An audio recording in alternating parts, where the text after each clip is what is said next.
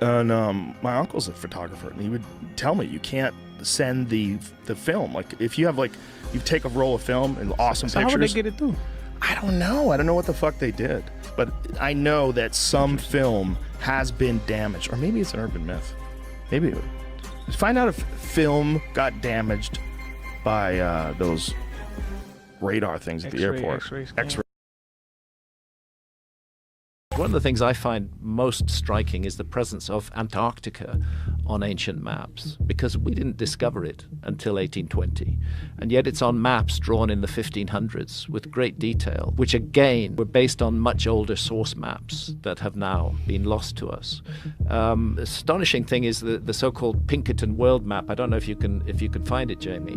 Drawn, I think, in 1813 or 1818, based on the latest exploration data at that time. And where Antarctica is, yeah, that one, keep going right. It just shows a hole where Antarctica is. Because it was an honest map.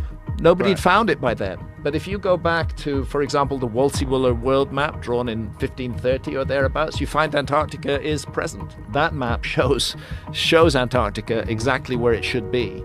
And it shows it, there we go, Antarctica, at the tip of South America, just south of South Africa. And what did they call it back then? Well, they call it the Southern Land, and it's larger than it is today, but it was larger than it is today during the Ice Age. Antarctica was a much bigger. Now, what the fuck is it doing on a map drawn in the 1500s, which we know was based on older source maps when nobody knew it existed in the 1500s?